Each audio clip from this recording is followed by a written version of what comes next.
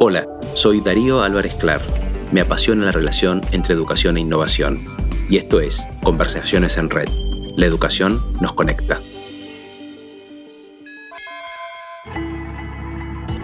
Hace unos días publicamos la primera parte de nuestra conversación junto a dos grandes educadores.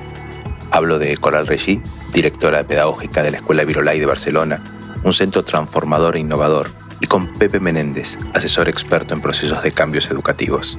Si no escucharon la primera parte, los invito a hacerlo en el anterior episodio. Es un diálogo muy enriquecedor, motivado por la necesidad de impulsar la innovación en distintas instituciones educativas y estar atentos a los desafíos y oportunidades que se presentan para hacer las cosas de forma diferente. A continuación, la segunda parte y última de esta gran charla con Coral y Pepe. Retomo lo que decía antes, que me gustaba el concepto de Coral de la espiral y de la continuidad en los procesos de transformación. Y a ambos les pregunto, mirando hacia atrás, en ya mucho tiempo de haber comenzado estos procesos, ¿cómo hacer para que especialmente los centros educativos no sean en un momento innovadores, aunque no es la palabra que lo representa, o que hayan sido parte de una transformación, pero que no se hayan quedado? O sea, para que esa transformación sea cultura. Yo creo que ahí hay un papel y un rol importantísimo del equipo directivo en el hecho de mantener siempre esa actitud de cambio, de evaluación, de calidad, de círculo de mejora continua, ¿no? De replantearse. Hay un tema que es vital aquí, que es el tema de cualquier práctica, cualquier actividad o cualquier tipo de metodología, cualquier proceso que se ponga en práctica, evaluarlo, valorar lo que se puede hacer mejor y al día siguiente, es decir, al día siguiente en sentido figurado, continuar mejorando. Si entramos en una cultura de mejora continua, yo creo que ahí seguramente las cosas se pueden hacer cada vez mejor. Y de todas maneras es mantener el sueño. Un poco antes comentaba Pepe el hecho esto de estar un poquito con los pies por encima del suelo. Mantener ese sueño y ser capaz de contagiar ese sueño, esa necesidad de transformación a todo el claustro, a toda la comunidad educativa, a todo el contexto. Y yo creo que ahí es jugar un poco con las cosas conseguidas y lo que nos queda por conseguir, sin que el equipo crea que se tiene que desanimar, pero que también que se den cuenta que es que el proceso tiene que ser continuo. Clarísimo. ¿Para ti, Pepe? Sí, yo creo que lo más importante es no perder de vista los objetivos del proyecto educativo, ¿no? Y los impactos que perseguimos. Lo más importante es eso, objetivos e impactos. A veces ocurre que en momentos de cambio pensamos y diseñamos actividades, me focalizo mucho en la acción y me acabo enamorando de la actividad y acaba como difundiendo, se quedan difusos los objetivos que perseguía, ¿no? Y entonces puede ser que pase tiempo, la actividad ya no resulta tan interesante, los alumnos se cansan y acabamos culpabilizándolos a ellos de la pérdida de interés, ¿no? Así que lo más interesante es no perder de vista esa idea del horizonte, y también esa convicción de que a medida que te acercas al horizonte se va alejando más. ¿Por qué? Porque eso forma parte de esa mejora continua de la que se hablaba, ¿no? Yo creo que es muy importante no instalarse en una decisión estática. Hemos decidido que esto es lo bueno, hemos decidido que esto es lo que hay que hacer y prácticamente ya ni me lo cuestiono, ni busco una vinculación clara con los objetivos y resultados, Y un poco parafraseando, hay una frase aquí que se dice mucho, no hay mal que 100 años dure. También podríamos decir que no hay solución que 100 años dure. Y como se ha señalado muchas veces, las soluciones que damos comportan nuevos problemas.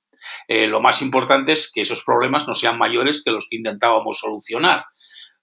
Pero la conciencia de que con las soluciones estoy creando unos problemas y que eso me tiene que exigir ese cuestionamiento, esa revisión permanente, yo creo que lo más importante es no quedarnos embobados con las soluciones de hoy. Clarísimo. Mientras los escuchaba, pensaba días atrás en un capítulo en el capítulo 2 de este espacio hablábamos con Milena Furman, y a mí me gusta preguntar siempre, y hoy quiero hacerlo con ustedes, cuán determinantes son los contextos para estos procesos. Hablo del contexto del propio salón de clase, de la arquitectura escolar, pero hablo también de un contexto más grande, que son las comunidades, y ambos han tenido son habitantes de una ciudad como Barcelona, que ha sido un contexto en donde la educación fue privilegiada y fue vista como un proceso de decisión de políticas públicas. Entonces, el contexto de lo mínimo a lo máximo, ¿cuán favorecedor o cuánto puede entorpecer en un proceso de transformación de la educación?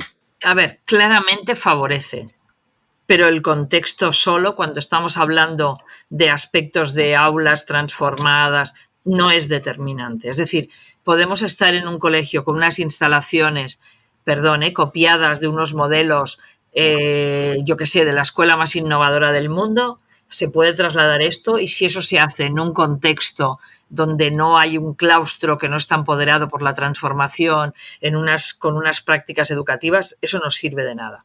Pero sí es verdad que cuando el claustro tiene un punto de ganas de cambiar, hay evidentemente unos contextos físicos, las aulas abiertas, los espacios abiertos, el mobiliario móvil y flexible, que realmente nos facilitan muchos de los procesos que tenemos. Y respecto al contexto global de lo que sería la comunidad, incluso lo que sería el contexto social, evidentemente que favorece. Nosotros en Barcelona tenemos un entorno en un momento dado que favoreció mucho el hecho de que se veía la transformación educativa como una necesidad. A partir de ahí hay un riesgo, que se aproveche esta visión de la necesidad como un marketing educativo, y eso también ha podido pasar y puede pasar, ¿no? Entonces yo diría eso, favorecen sí, ayudan sí, solo eso no. Clarísimo. Pepe. Si nos referimos al contexto en el sentido ahora del término más general, ¿no? No solo los espacios físicos, sino también las circunstancias socioeconómicas, el clima de la escuela, el clima del barrio, el clima del propio país, el contexto lo determina prácticamente todo. Por eso, en el fondo, los procesos de liderazgo son procesos de creación de contextos. Es decir, partiendo de un contexto determinado, cómo consigo yo que ese contexto se pueda ir modificando, ¿no? Ese contexto de aprendizaje, de inquietud, de curiosidad, de amabilidad, de potenciamiento de las personas, ¿no? Si nos referimos a los espacios físicos en general son determinantes desde un punto de vista muy de percepción psicológica, ¿no? Por eso nuestras habitaciones son de una manera, nuestras casas también lo son. Por eso cuando vamos a un cuartel, pues domina el contexto de jerarquía, como en un edificio eclesiástico. Por eso las escuelas vienen de contextos físicos donde lo determinante era la obediencia, el poder, el control, la jerarquía. O sea que en el momento que queremos cambiar, lo que intentamos es crear nuevos contextos. Pero como muy bien decía Coral, no pongamos los bueyes, detrás de los carros, sino que lo que hay que hacer es poner en primer lugar el propósito, el sentido, aquello que da lógica y que es coherente, que vincula con los propósitos que quiero, ¿no? Fíjate que hacías alusión a Barcelona. Barcelona es una ciudad, de un país, digamos, ¿no?, de Cataluña, con una tradición centenaria. O milenaria, si se quiere, de preocupación por la educación. En Barcelona, en un momento determinado, se va creando un ambiente propicio, eso que Coral señalaba como contextos que favorecen, ¿no?, para diseñar nuevas formas, ¿no? Y lo que es muy importante, y en lo que hay que, yo creo, insistir, es que se creó un contexto desde las escuelas, desde las aulas, desde las acciones de los docentes, no desde el poder, no desde la administración, no como resultado de unas normas, ¿no? O sea que, en cierto sentido, se inició como unos cambios que venían de abajo hacia arriba. Pero inmediatamente tiene que haber una dirección que vuelva de arriba hacia abajo, porque los cambios solo son posibles cuando la dirección va en los dos sentidos, de abajo arriba y de arriba abajo. Si solo va en uno solo, lo que suele ocurrir, si solo va de abajo hacia arriba, es que finalmente el agotamiento por la falta de recursos, de normativa, de contexto, lo hace imposible. Y si va de arriba hacia abajo, normalmente lo que pasa es que se suelen tomar siempre decisiones poco correctas.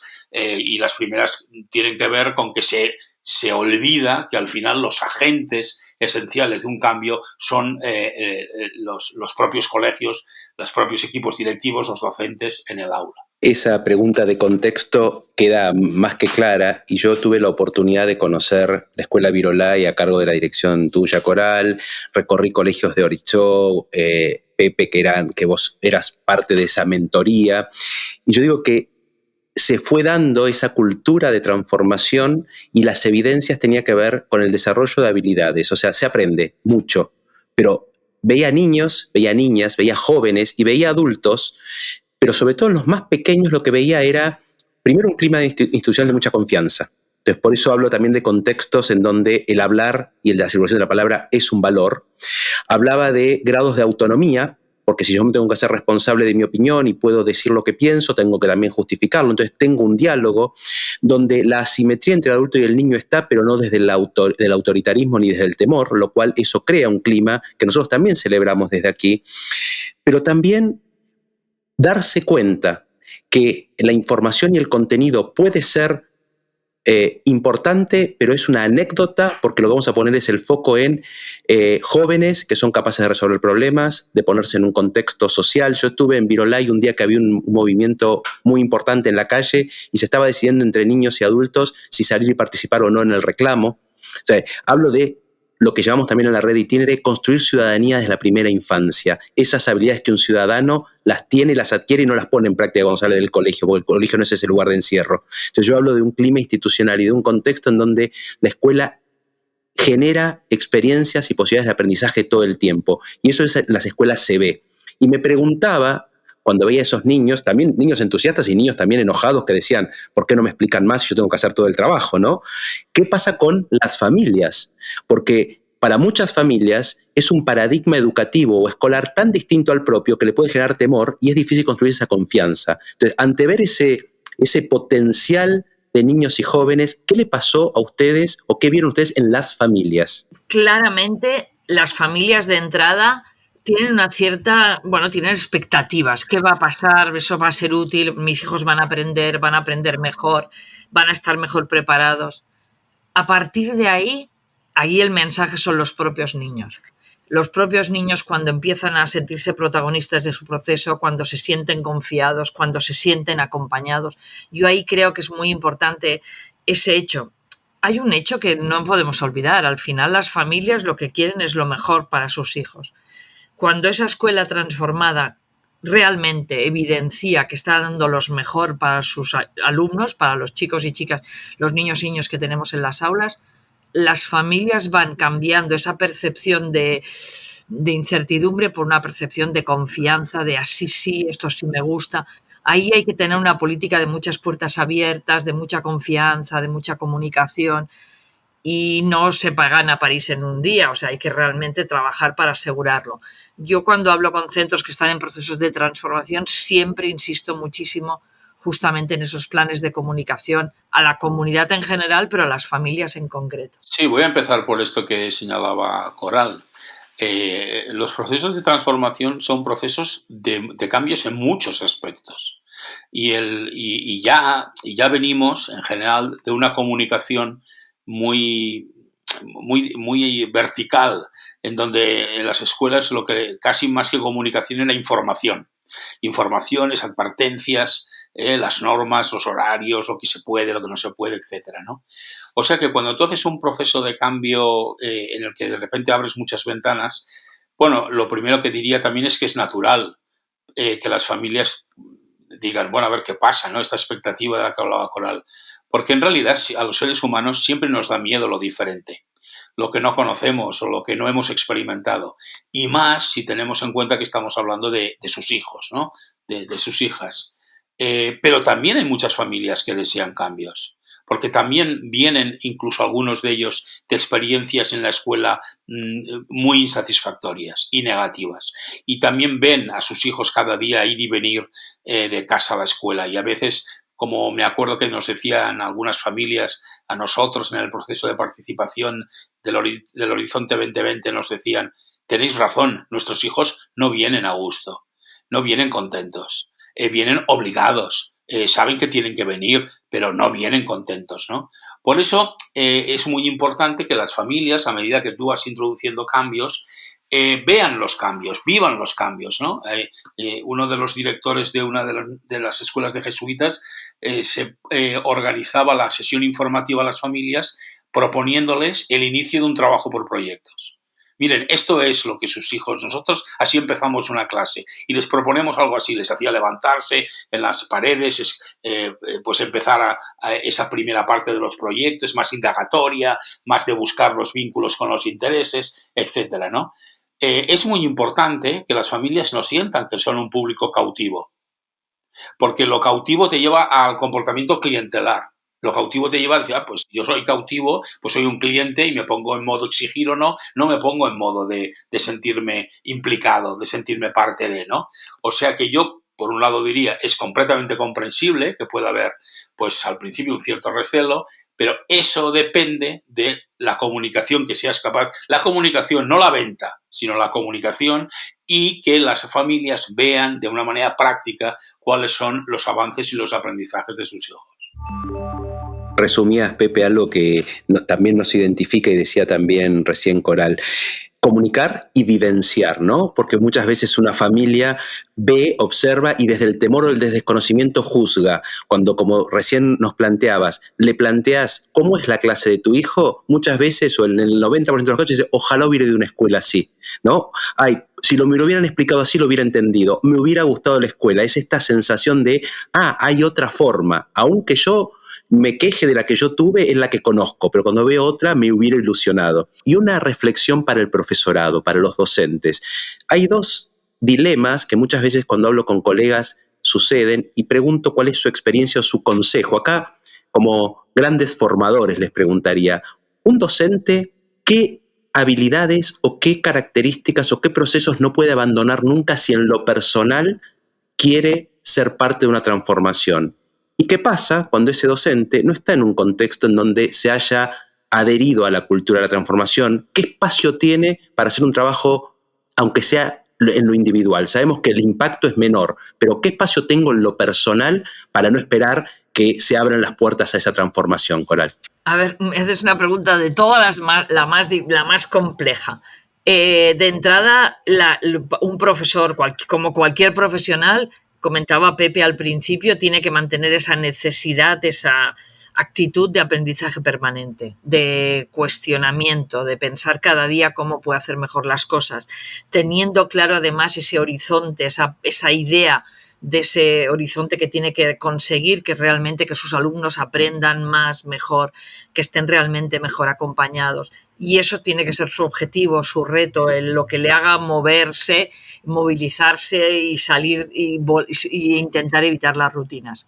Y eso evidentemente es formación, es información, es formación, es intercambio, es trabajo en equipo. Los colegios no funcionan con llaneros solitarios, con personas que ellos solos hagan los procesos de cambio. Necesitamos equipos que trabajen, que realmente sean unidades de irradiar el cambio con fuerza. Es por eso que la segunda pregunta que me dices, ¿qué pasa con un profesor innovador en un centro que no lo es?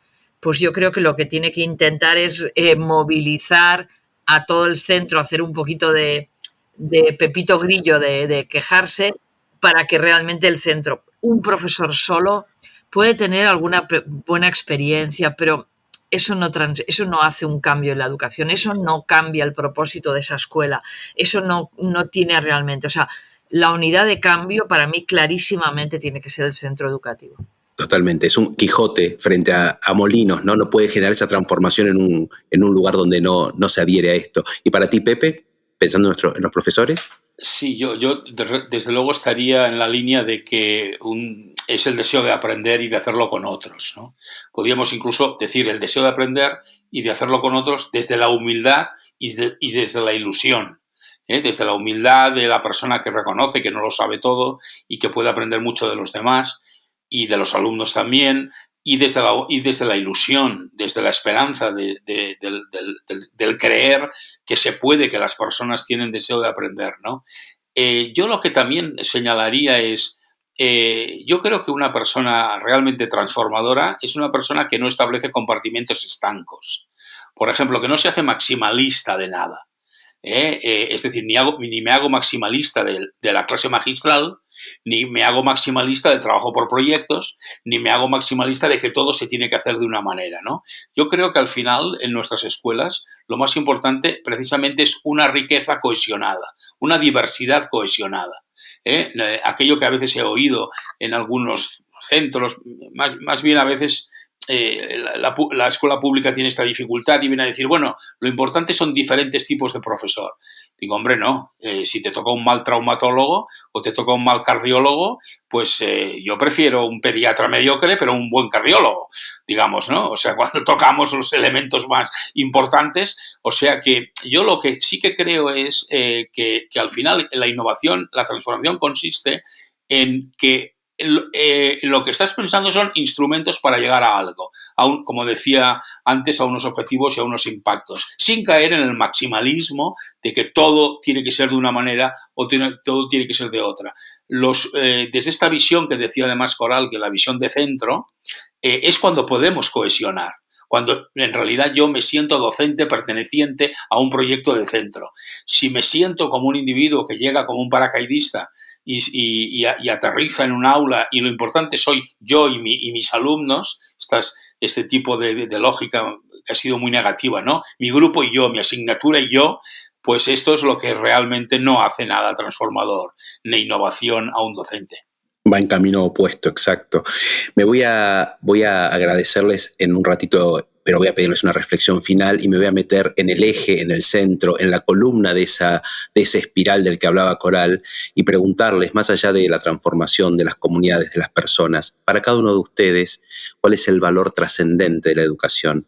Aquello que queda, que deja huella, aquello que realmente transforma. ¿Coral?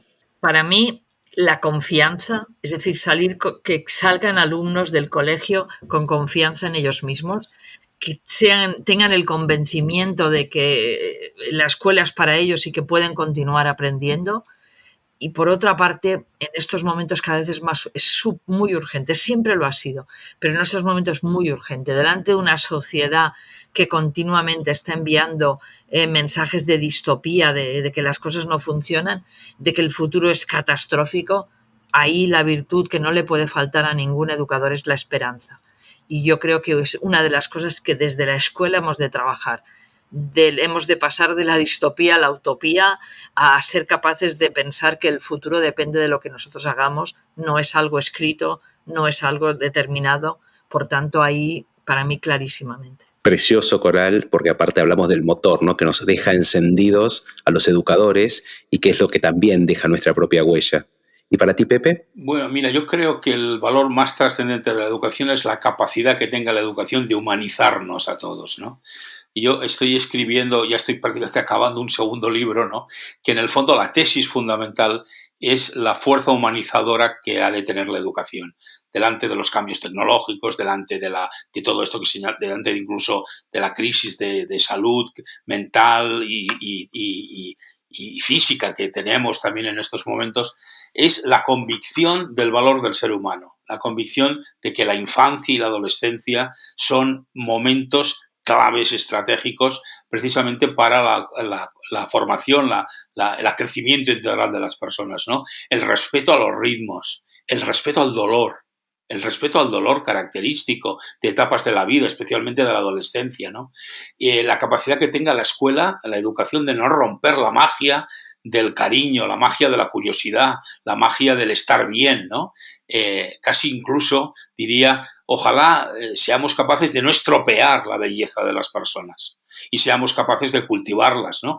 Pero dejar que se cultiven ellas, dejar que crezcan, como flores, como en el campo, ¿no? No que nosotros seamos, en este sentido, que la educación sea algo conductista hacia un punto fijo, ¿no? Sino que seamos capaces de cultivar la vida, ¿no? La humanidad, para que así seamos capaces de vivirla mejor y de vivirla en mayor coherencia y mayor cohesión con la propia naturaleza. Bueno, a ambos decirles que les tengo una profunda admiración una enorme gratitud por su gentileza, no solo la de esta tarde, sino también cada vez que ustedes comparten su experiencia, que han abierto las aulas y los claustros de distintos centros, uno aprende, pero hoy han mostrado lo que uno conoce y que a mí me daba interés que conocieran muchas personas. No es solo su profesionalismo, sino es su don de gente, su humanidad y su costado filosófico y poético que han dicho en este cierre. Así que los dejo despedirse agradeciéndoles. Y Coral, lo que quieras decir de cierre. Muchas gracias, es un placer colaborar con vosotros porque